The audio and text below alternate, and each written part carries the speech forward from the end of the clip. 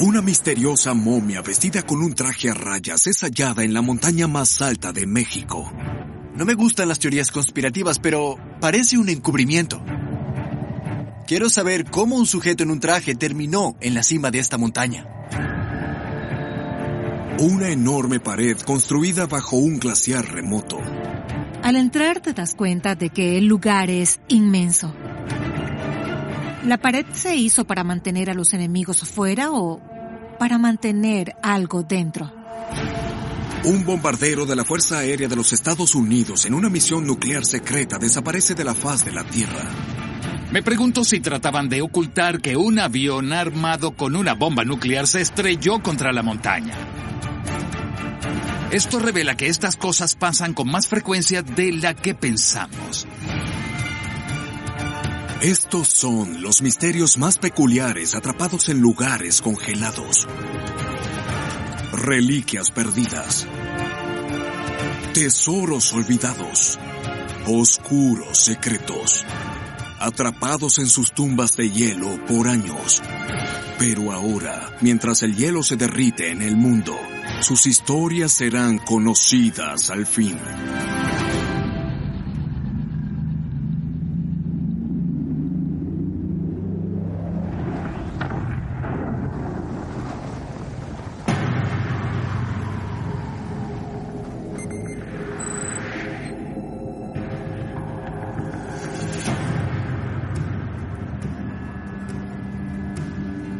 Cerca de la cima de la montaña más alta de México, se halla un volcán llamado Pico de Orizaba. Con más de 5.600 metros de altura, el pico nevado se ve a kilómetros de distancia. Lo que hace más interesante al Pico de Orizaba es que está a poca distancia de Ciudad de México. Conduces unas horas y llegas al volcán más alto de Norteamérica. Quizás estés cerca de la civilización, pero se siente muy lejano. La cima de la montaña es un lugar estéril, duro y lleno de nieve. Las ventiscas azotan sin cesar y la nieve no se derrite. En 2015, un grupo de escaladores ascendía con lentitud por el terreno peligroso. Pero a solo 300 metros de la cima, se detienen. Una extraña figura sobresale entre el hielo y la nieve. Al acercarse más a la figura, se revela un descubrimiento espantoso.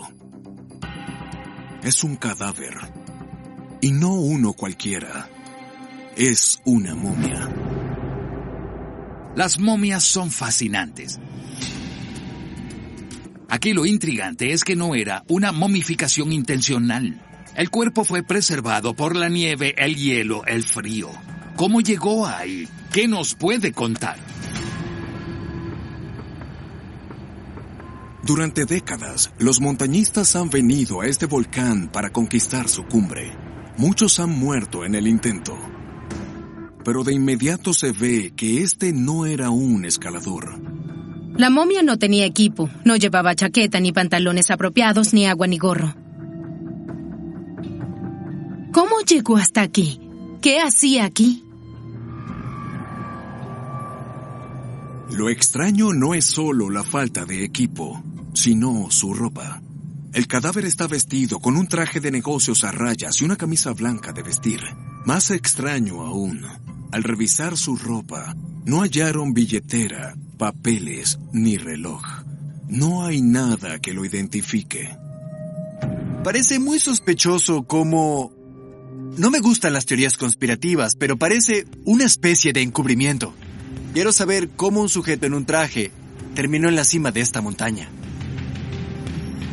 Sin el equipo adecuado, sería imposible llegar a esta altura de la montaña. Entonces, si no subió por la montaña, solo hay otra manera de llegar. Desde arriba. El Pico de Orizaba está en el extremo sur de la cadena de volcanes de México. Los aviones que cruzan la cordillera lo sobrevuelan. ¿Este hombre estaba a bordo de uno de estos vuelos? ¿Habrá saltado en paracaídas desde un avión y cayó a un lado del volcán? ¿Por qué alguien que no sea James Bond querría hacerlo? Pero no había ningún paracaídas ni un arnés cerca. No pudo haber llegado intencionalmente. Bien, que no tuviera un paracaídas no significa que no haya salido del avión. Tal vez no tuvo alternativa, ¿sabes? Sabemos que los cárteles han lanzado gente desde un avión. Está documentado. ¿Esta momia tendrá alguna pista sobre cómo los cárteles de la droga operaron en el siglo XX y XXI? En 2017, se halló un cadáver en el techo de un hospital en la ciudad de El Dorado. Se cree que fue uno de los 3 hombres lanzados desde un avión por el cartel de Sinaloa. ¿La momia hallada en la cima de la montaña podría ser una víctima de esta guerra? ¿Lo hicieron para enviar un mensaje, intimidar? ¿Lo hicieron para castigar a alguien o para matarlo de una manera espectacular? Toda persona racional debe concluir que este hombre no acabó ahí por accidente. Los análisis forenses revelan que la momia es un hombre entre los 20 y 40 años de edad. Sufrió lesiones graves antes de morir. Fracturas en la tibia y el peroné, así como otras lesiones menores, la falta de un ojo y piel de su cara. Las piernas fracturadas son comunes cuando caes desde gran altura, pero creo que es obvio que si caes de un avión es probable que no solo te fractures una pierna. El informe indica que el hombre murió hace unos 15 años. Y es probable que se haya desangrado debido a las fracturas. Pero su identidad y cómo llegó ahí son un misterio para los investigadores. Con el nuevo marco de tiempo podemos ver los registros de vuelos. Estos nos pueden dar pistas sobre quién era, de dónde venía y cómo terminó donde terminó. Una revisión de los accidentes aéreos en aquel entonces nos ofrece una pista. El registro de vuelos indica que un pequeño avión militar se estrelló contra el pico de Orizaba en 1998. Eso es un año antes de la fecha de muerte estimada de esta persona misteriosa. ¿Podría haber estado en ese avión? La milicia mexicana guardó en secreto el accidente de 1998. El área fue cerrada y se envió una misión de rescate y recuperación, pero la milicia se niega a revelar detalles, incluyendo quién iba en el avión. Si un avión militar se estrella, es algo importante. En esos casos el gobierno se involucra. Es muy extraño que haya tan pocos informes sobre lo que en realidad pasó. Solo tenemos los reportajes de la prensa que nos dicen que había 2 tripulantes y entre 2 y 6 pasajeros. Algunos informes dicen que el avión llevaba miembros del Servicio Secreto de México, otros que era personal militar. Si eran del Servicio Secreto de México, podría explicar por qué iba vestido así. No lo sabemos. El avión se estrelló cerca de la cumbre, a más de 5.500 metros. La momia fue descubierta a más de 300 metros más abajo, sin señales de restos a su alrededor. Tal vez la milicia no recuperó el cuerpo porque sobrevivió al accidente y trató de moverse.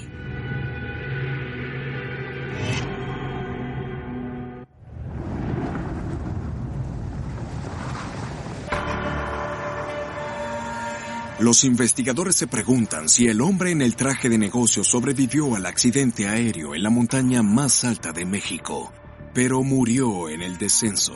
Si estuviste en un accidente aéreo, quedarte en el lugar aumenta tus posibilidades de rescate.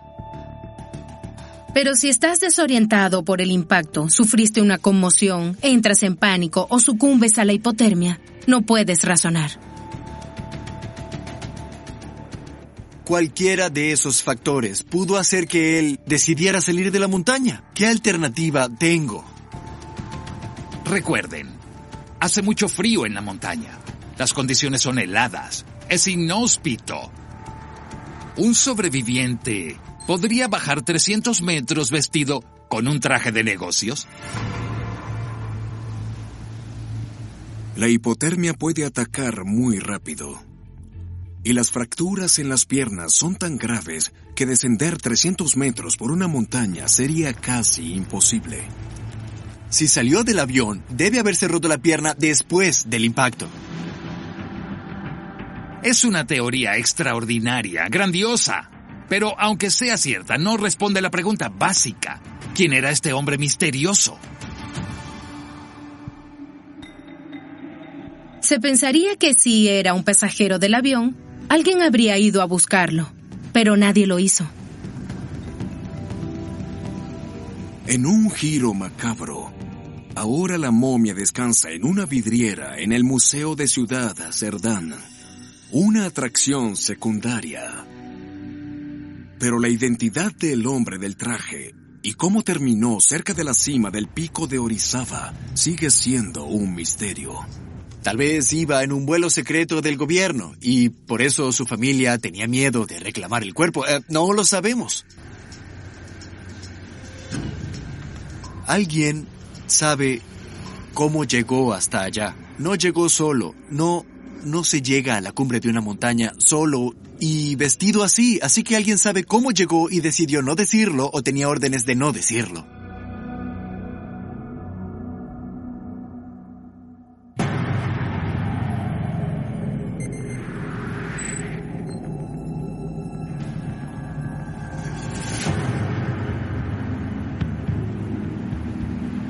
En el gélido oeste de Islandia se halla el glaciar Longekul. En algunos puntos, el hielo alcanza los 27 metros de profundidad. El glaciar Longekul es enorme. Mide 48 kilómetros de largo y hasta 19 de ancho. Es casi del tamaño de Dallas. Debajo del hielo están los cráteres de al menos 2 viejos volcanes. Pero aún más abajo del Longekul hay algo aún más impactante. Un antiguo campo de lava entrelazado por una compleja serie de túneles. La lava fundida fluye por estos conductos bajo una superficie endurecida y si sale, puede dejar un largo tubo de lava. Es en estas cuevas, bajo el glaciar que se derrite, que comienza a revelarse un misterio oscuro y violento. En el año 2000, 2 arqueólogos excavaron un punto cercano a los túneles Sorsheli, al noreste de la capital de Islandia, Reykjavik. A finales del siglo IX, unos vikingos noruegos navegaron hacia Islandia. Hallaron la tierra, decidieron establecerse y por eso tenemos un registro muy rico de artefactos arqueológicos que nos dicen más de su presencia en esta isla.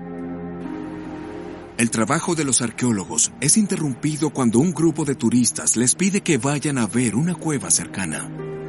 Tú entras a la cueva por una depresión parecida a un cuenco y al entrar te das cuenta de que es inmenso. No hay luz natural, es muy oscuro. En otras partes de la cueva el techo colapsó. Hace mucho frío. Se formaron bancos de nieve y ahí quedaron por años. Pero el frío no es lo que asombra, es lo que hallan dentro.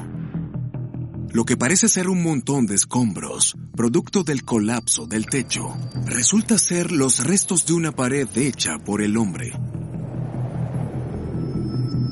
Antes de colapsar, medía cerca de 2 metros de altura y cubría los 12 metros de ancho de la cueva. Está hecha de enormes bloques de piedra, cada una de unas 4 toneladas. Construir una estructura en una cueva oscura sería un trabajo gigantesco. Pero, ¿por qué aquí? ¿La hicieron para evitar que entraran los enemigos o para mantener algo dentro? Parte de la pared está derrumbada y mientras los científicos intentan llegar al otro lado, notan que la cueva se divide de forma natural en dos galerías. En la izquierda, de inmediato hallan reliquias antiguas. 3 pedazos pequeños de plomo y una cruz de plomo. Es posible que los pedazos de plomo se usaran para la economía vikinga basada en el peso, que dependía de la plata. También había un amuleto que parece tener la forma del martillo de Thor. Pero más extraordinario aún es la enorme pila de huesos de animales. Lo que de verdad da miedo es que están cortados de forma metódica en pequeños pedazos. ¿Los animales eran para comer o para algo más? Para saber más sobre quién pudo dejar los huesos, los arqueólogos recurren a las sagas nórdicas. Las sagas nórdicas son poemas e historias épicas escritas en la Edad Media. Registran los eventos del pasado glorioso de los ancestros vikingos. Cuentan historias de pleitos, batallas y disputas entre vecinos que tuvieron lugar en Islandia. Las historias son violentas y sangrientas. Una saga registrada en el libro del asentamiento cuenta la historia de una despiadada banda de 18 forajidos que robaban el ganado de los granjeros locales. ¿Habrán usado estas cuevas como cuartel general para sus asaltos? La teoría es interesante. 18 saqueadores sin duda comerían mucho. Quizás los huesos son los restos luego de años de ocultarse ahí. Pero los arqueólogos tienen sus dudas.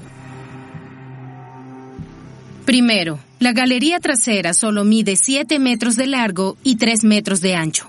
No podría albergar a 18 forajidos. No de forma cómoda. Los arqueólogos se concentran en los huesos para buscar pistas. Al examinarlos más de cerca, notan extrañas inconsistencias en los fragmentos. Algunos huesos parecen quemados y otros no. Parecen haber sido separados con mucho cuidado. Al parecer, los huesos no son restos de comida. Parecen haber sido objeto de mucha atención. Tampoco hay evidencias de una fuente de agua. Sí, tal vez fue usada por una o varias pandillas de vez en cuando. Pero no hay evidencia suficiente que apoye la idea de un campamento permanente. Si la cueva no fue usada como refugio por los forajidos, ¿para qué se usó? La respuesta fue revelada al desenterrar los antiguos rituales de las artes oscuras vikingas.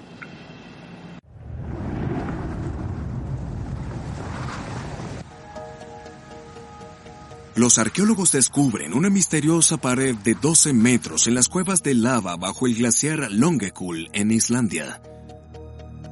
Pero al analizar las reliquias halladas en una de las cuevas, aún no saben quién las construyó o por qué. Se centraron tanto en los detalles que perdieron de vista el todo. Dimos un paso atrás para examinar la evidencia. ¿Qué faltaba? A casi 250 metros de la entrada, en la galería izquierda, descubrieron un recinto de piedra con forma de bote. El recinto ovalado mide 6,7 metros de largo y poco más de 3 de ancho. Las paredes, de casi 1 metro de alto, son de piedra. Al final, hay una entrada de casi 2 metros de ancho. ¿Qué es? Este bote de piedra data de al menos 1000 años. Los vikingos hacían estructuras en forma de barco en lugares de importancia religiosa, de adoración, entierros. Esto demuestra la importancia de los barcos en las creencias vikingas y para los propios vikingos. ¿Qué hace un barco de piedra en una cueva sellada? Los arqueólogos comienzan a excavar para desenterrar la respuesta. Esta vez se sacan la lotería. Una capa arenosa en el suelo revela una colección de cuentas de vidrio. Es una de las más grandes halladas en Islandia. Las cuentas eran muy especiales para los vikingos, se las usaban para comerciar con moneda y también para presumir de su riqueza. Las cuentas de vidrio son un hallazgo crítico, pero ¿por qué los vikingos dejarían estos artículos valiosos en el suelo? No tiene sentido. El reino espiritual de los vikingos podría ofrecer pistas.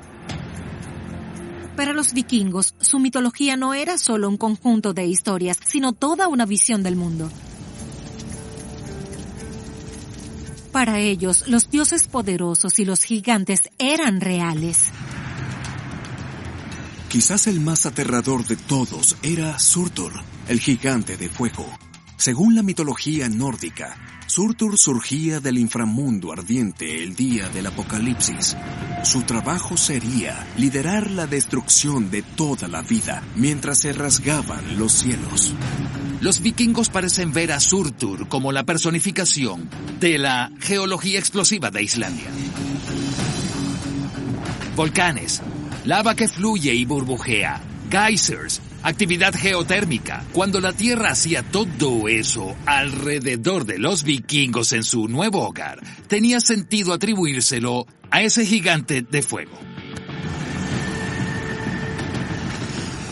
La mitología nórdica dice que él tenía el poder, con su inmensa espada cubierta de fuego para destruir el mundo entero. Tiene sentido. Hacían todo lo que podían para aplacar su ira. Tal vez eso fue lo que pasó aquí. ¿Hicieron todo eso para aplacar al gigante de fuego? Las cuentas y las pilas de huesos de animales indicaban que esta cueva se usaba para hacer ofrendas a los dioses. Pero aún no hay explicación para la enorme pared cerca de la entrada. Sabemos que el último hueso fue depositado cerca del 960. Parece que la cueva dejó de usarse después de eso. ¿Fue en ese momento cuando se construyó la pared? El peso de plomo en forma de cruz podría ser la clave para la respuesta. Al ser un sitio vikingo, tiene sentido asumir que el amuleto era un martillo de Thor. Pero la verdad es que está mucho más cerca de ser una cruz cristiana. A mediados del siglo X, el cristianismo se filtraba en la cultura vikinga, erosionando las creencias paganas. Quizás los paganos que usaban la cueva decidieron hacerse cristianos. Renunciar a la cueva y dejar los artefactos paganos podría ser una manera de despedirse de esas creencias. Los depósitos casi podrían ser una forma de disculpa, una manera de decir ya no haremos los rituales paganos. Es posible que hayan hecho la pared para que la gente no entrara, para que no siguieran practicando los rituales. Al final, los arqueólogos tienen la teoría de que la cueva era un lugar mucho más complejo que un escondite de forajidos. Y si los vikingos trataban de aplacar al aterrador gigante de fuego, sus esfuerzos funcionaron. Parece que renunciar a sus creencias paganas surtió efecto. La última erupción volcánica en esa área fue en 930, solo unas décadas antes de que la cueva dejara de usarse.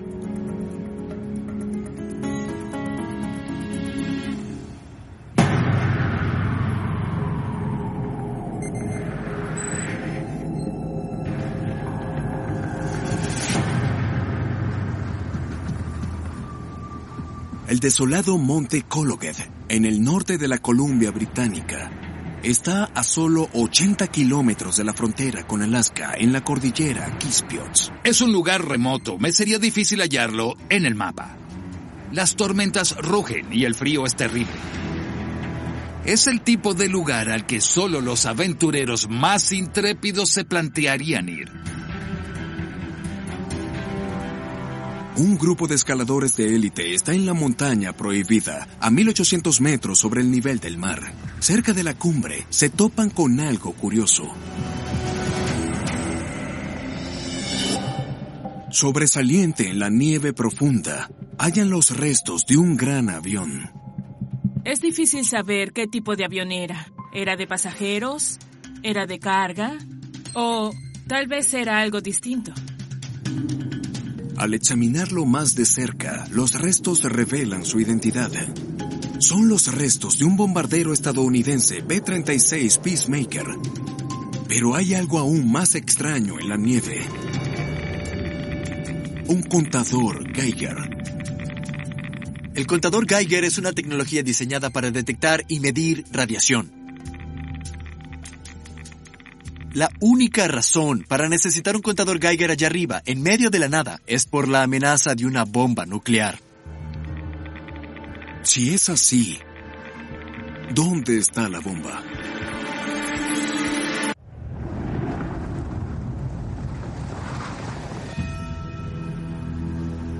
En las montañas remotas de la Columbia Británica, sepultados en la nieve, se hallan los restos de un bombardero estadounidense y un dispositivo usado para medir radiación nuclear. ¿Qué pasó con exactitud?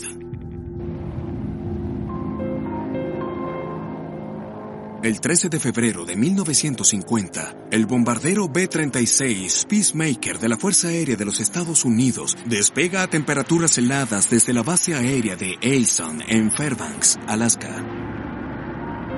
Su misión es ultra secreta.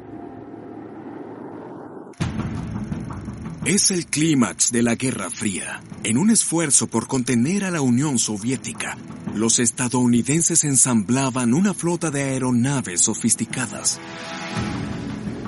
El B-36 Peacemaker era la aeronave estratégica más grande construida por la milicia de Estados Unidos.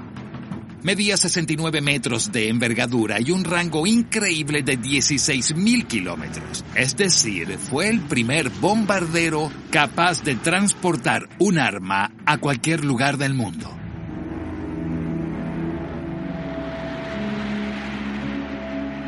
Cuando despegó esa noche el vuelo 2075, lo hizo como parte de un ejercicio estratégico para probar la capacidad de ataque nuclear de Estados Unidos. La ruta de vuelo del bombardero B-36 comenzaba en Alaska. Bombardeaba la costa de la Columbia Británica y luego a tierra firme en Estados Unidos. Desde Montana, iría al oeste para realizar un bombardeo simulado sobre San Francisco. Lo que no fue simulado era que el avión llevaba a Mark IV de 5 toneladas, una bomba nuclear. Llevarla a bordo era la única manera de probar cómo funcionarían el avión y la tripulación en una situación real. Una Mark IV totalmente operativa tiene núcleos de uranio y plutonio y varios miles de kilos de explosivos convencionales. Este es material nuclear. No hay lugar para errores. Pero los mensajes de radio revelan que solo 6 horas después de despegar, la tripulación envía mensajes de emergencia a la base aérea de Eielson. Los tripulantes se reportan estar perdiendo altura a un ritmo de 150 metros por minuto frente a la costa de Columbia Británica. Esa noche había cerca de menos 40 grados. Cuando hace tanto frío y se forma hielo en las alas, es posible que el avión no pueda mantener su altitud. Y cuando eso pasa, estás en graves problemas. Uno por uno, 3 de los 6 motores del avión se incendian. Luego, la comunicación con la base cesa por completo. Cuando el capitán pierde el control del bombardero, activa el piloto automático al Océano Pacífico y ordena a la tripulación que evacúe. 12 de los 17 tripulantes sobrevivieron, rescatados por la Armada canadiense. Se presume que los otros 5 se perdieron en el mar. Lo extraño es que nunca hallaron los restos del vuelo 2075. Y si había una bomba a bordo, tampoco la encontraron. ¿Dónde está?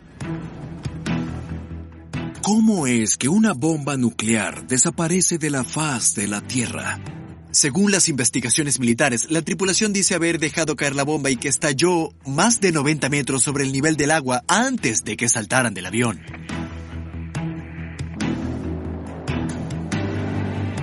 Hay algo en la historia que no encaja. Si hubiese estallado una bomba nuclear, habría sido un enorme evento catastrófico. Habría una nube en forma de hongo. Nadie dice haber visto nada. Todo es muy extraño.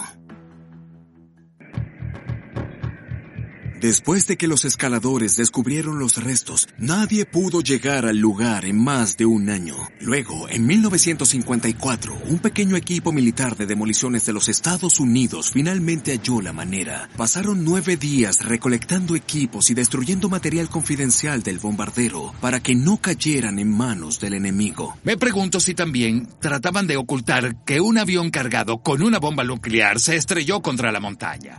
Porque eso sería muy peligroso y desestabilizante. ¿Por eso hallaron un contador Geiger en el lugar? A la milicia le preocupaba que la Mark IV y su núcleo todavía pudieran estar en la montaña. La pregunta es, ¿todavía queda algún material nuclear en el lugar? Pasarían décadas para que se revelara la pista final en la nieve derretida.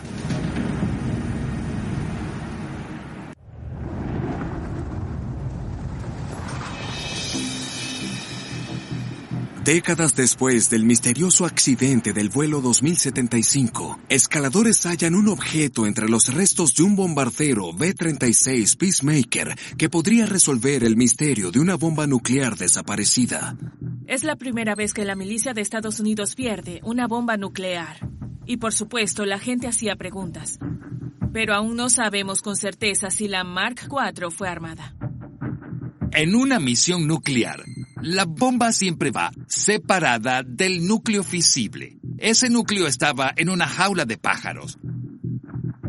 Cuando se iba a armar, se retiraba el núcleo de la jaula de pájaros y se insertaba en la bomba. La jaula de pájaros es un contenedor diseñado para llevar el núcleo de plutonio de 6 kilos antes de insertarlo en la bomba. Sin el núcleo, la Mark IV podría estallar, pero no sería nuclear. Si la jaula de pájaros está vacía, podría significar que la bomba no estaba armada. Ahora la jaula de pájaros está en manos de la milicia y se niegan a revelar detalles al respecto. Si pudiéramos ver esa jaula de pájaros, sabríamos si había material nuclear dentro. Tú y yo tendremos que especular. En 2015, se halla una nueva pista en las profundidades del Haida-Hawaii. Un pescador, inspeccionando su nuevo sitio de pesca, descubre un gran objeto de metal en el lecho marino. Es parecido a una bomba. La Real Armada canadiense de inmediato envía uno de sus barcos al lugar. ¿Podrá ser la Mark IV perdida? Un equipo especializado en bombas envía un vehículo a control remoto a investigar.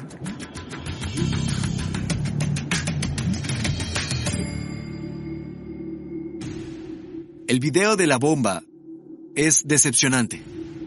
Solo es un pedazo de chatarra. Lo que haya pasado sigue siendo un misterio. Era la primera vez en la historia que la milicia de Estados Unidos perdía una bomba nuclear. Pero no sería la última. Hasta la fecha, 32 armas nucleares se han perdido. ¿Dónde están? Nadie lo sabe, o al menos no lo dicen. Una conclusión de este incidente, para nada tranquilizadora, es que quizás ha habido más fallos que lo que sabemos.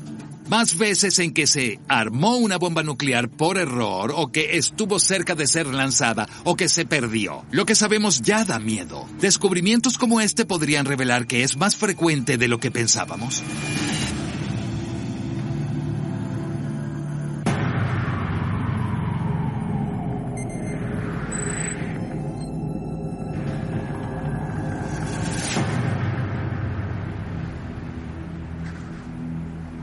La Antártida es el lugar más aislado del planeta. Las temperaturas pueden llegar hasta menos 59 grados Celsius. Es el único continente que nunca ha sido colonizado por humanos. Pero hay una criatura que no solo sobrevive, sino que prospera aquí. La Antártida está repleta de vida. Es el lugar de enormes colonias de pingüinos emperador, Adelia y barbijo.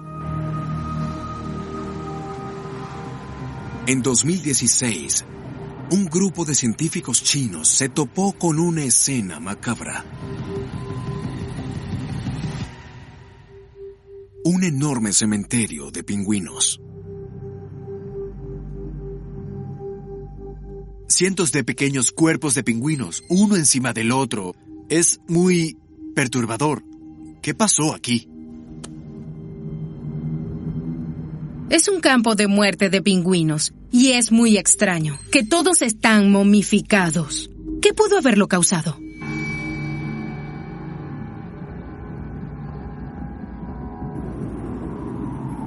Los científicos estiman que hay cientos de momias de pingüinos acumuladas en un espacio pequeño. En algunas áreas, hasta 15 pingüinos por metro cuadrado. Cuando encuentras que hay cientos de animales apilados así en un solo lugar, momificados, se llama evento de muerte masiva. ¿Qué pudo causar la muerte de cientos de pingüinos? ¿Y por qué todos se convirtieron en momias?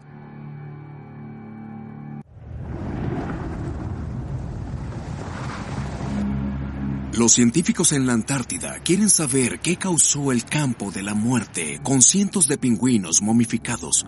Es su ambiente natural. ¿Es posible que un depredador entrara en la colonia y los haya matado?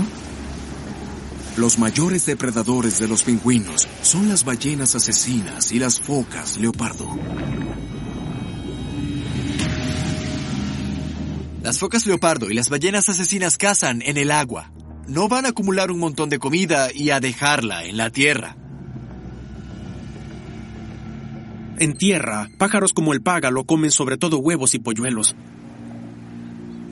Pero no dejarían su comida.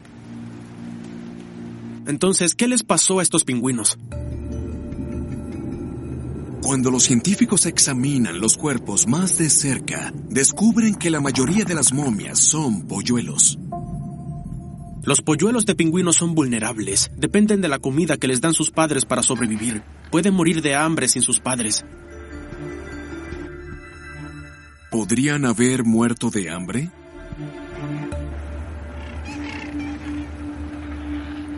Los pingüinos son famosos por ser buenos padres.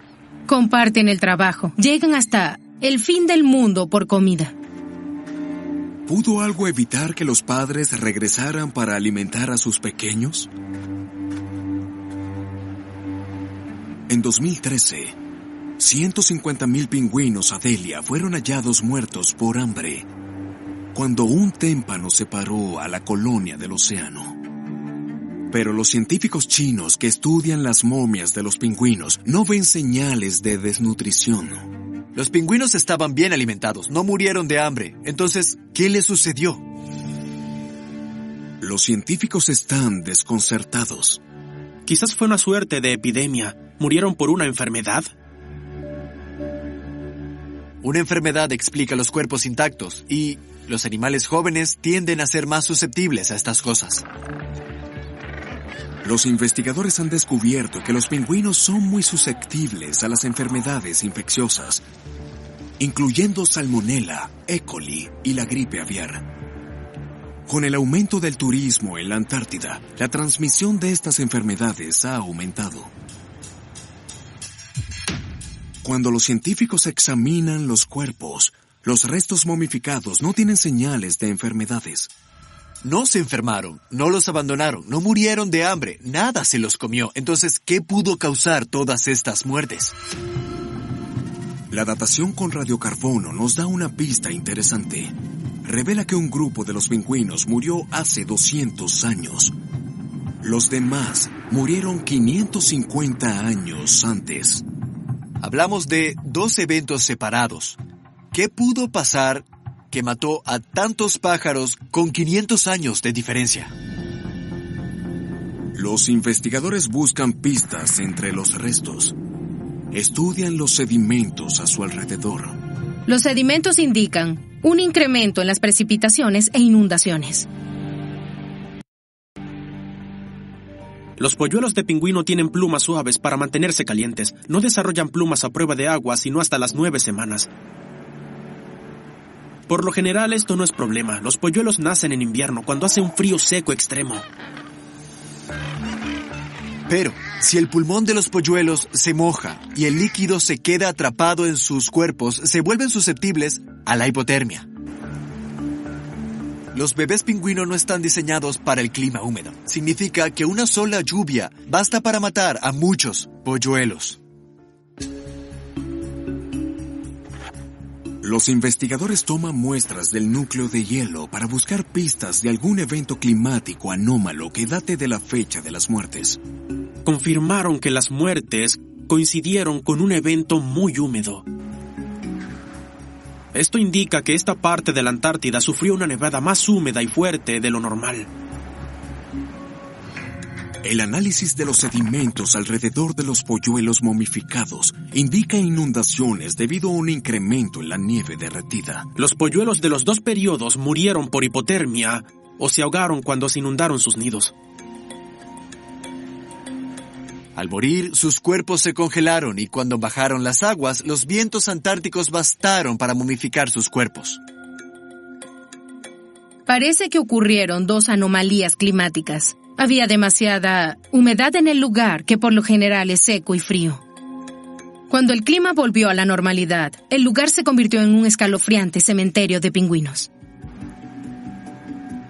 A lo largo del tiempo ha habido un equilibrio delicado entre los animales y su medio ambiente. Incluso el menor cambio en el clima puede ser letal.